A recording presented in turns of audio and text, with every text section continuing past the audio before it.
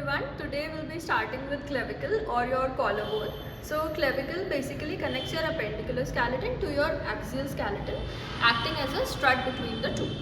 So clavicle, as you can see, is an S-shaped bone, and the S-shaped or the curvature provide resilience and strength to the bone.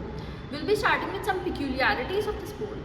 So firstly, it is the first bone to start ossification in the 5th or the 6th week of your intrauterine life and last to complete the ossification. It ossifies by membranous ossification and hence has no medullary cavity in it. It is a modified long bone. Next, coming on to the side determination of this bone. So when we determine the side, we'll see 3 points. Firstly, we'll see that the lateral end is flattened.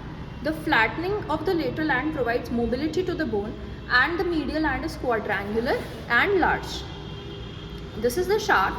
It has the concavity in the lateral side and convexity on the medial part. The shaft is divided into lateral 1/3 and medial 2/3 parts. And on the inferior and posterior side, we have a conoid tubercle.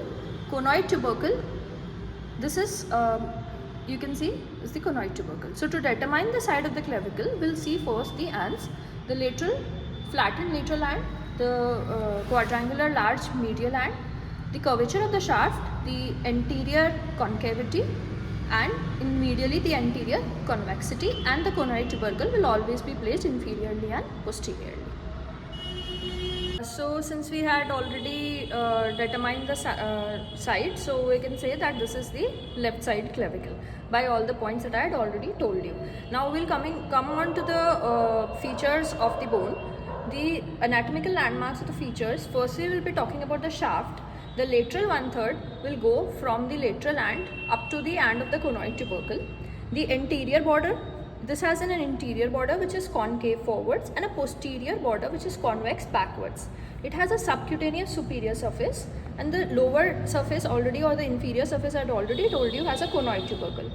Conoid tubercle close to the posterior border has a trapezoid ridge. You can see that this is the trapezoid ridge. The trapezoid ridge goes forward and anteriorly. Now when we talk about the medial 2/3 part, the medial 2/3 part, the medial end is rounded and large, we had already discussed, but it has no limiting borders. You cannot see any limiting borders in it. The anterior surface or the anterior surface is convex forwards, posterior is smooth and concave, the superior is rough, and the inferior has a longitudinal groove in the middle 1/3 known as the subclavian groove. This is the subclavian groove.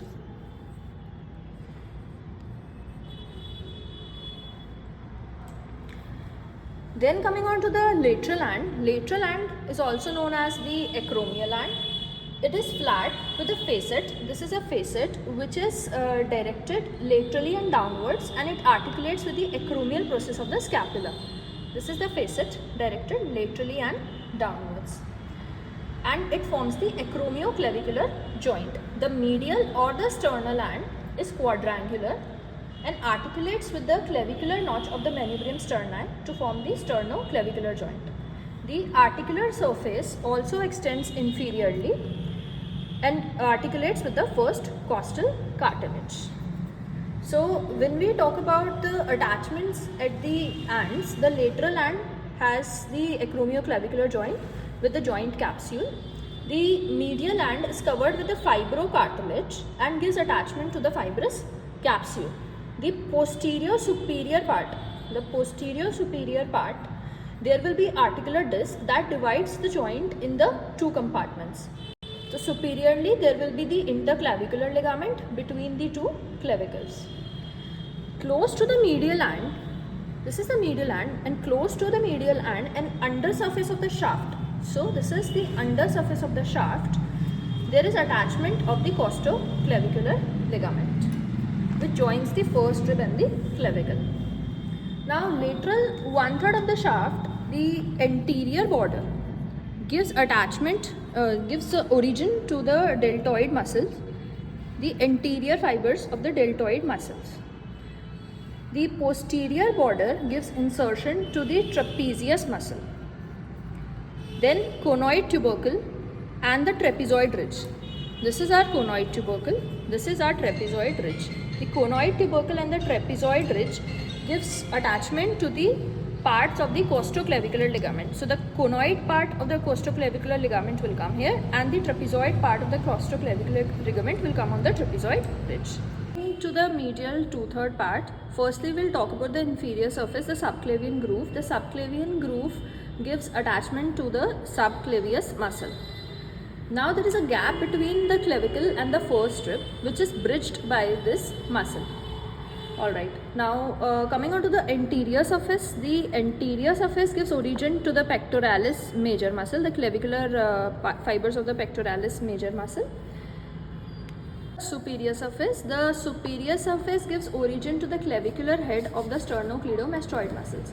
Between the sternocleidomastoid and the trapezius muscle, which was attached in the posterior and posterior border of the lateral 1/3, the base of the clavicle forms the posterior triangle, base of the posterior triangle of the neck, and gives attachment to the two lamellae of investing layer of the deep cervical fascia. Now posterior surface, this posterior surface is smooth and concave and close to the sternal part. The posterior surface gives origin to the part of the sternohyoid muscle. So we are quickly going to summarize the origin and insertion of the muscles that we had read in the clavicle. Firstly, we'll be talking about the deltoid. So deltoid has three fibers. The anterior fibers we had already studied come from the lateral 1/3 part of the clavicle's anterior border. The middle fibers come from the acromial processes, lateral and the upper surface.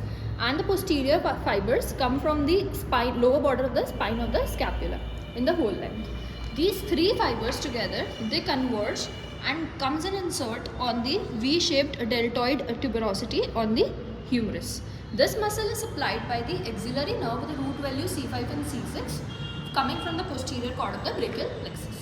We'll be talking about the trapezius muscle. So trapezius muscle has multiple origins. First will be from the external occipital protuberance, the superior knuckle line's medial third part, and the ligamentum nuchae. Next, the middle fibers will come from the C7 to T5 spinous process of the vertebra.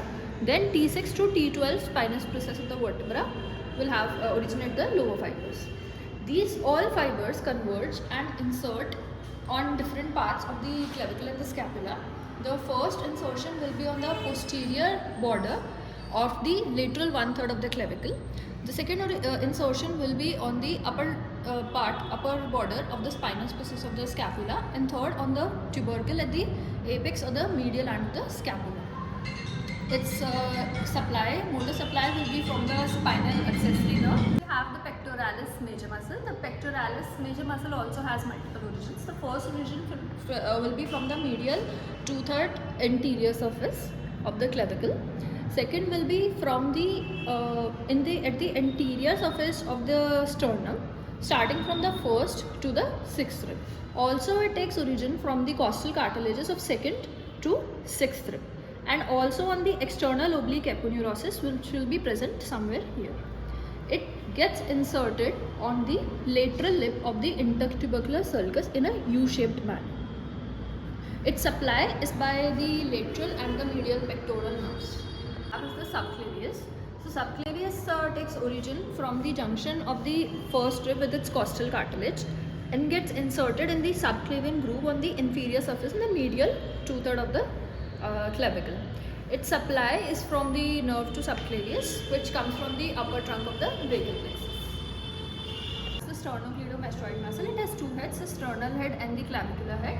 The sternal head takes origin from the anterior part of the manubrium sterni, upper surface, and the clavicular head takes origin from the upper surface of the medial 2/3 of the clavicle. They both go and insert on the lateral part of the mastoid process of the temporal bone and lateral third of the superior knuckle line. It is supplied by the spinal accessory nerve, which gives the motor supply.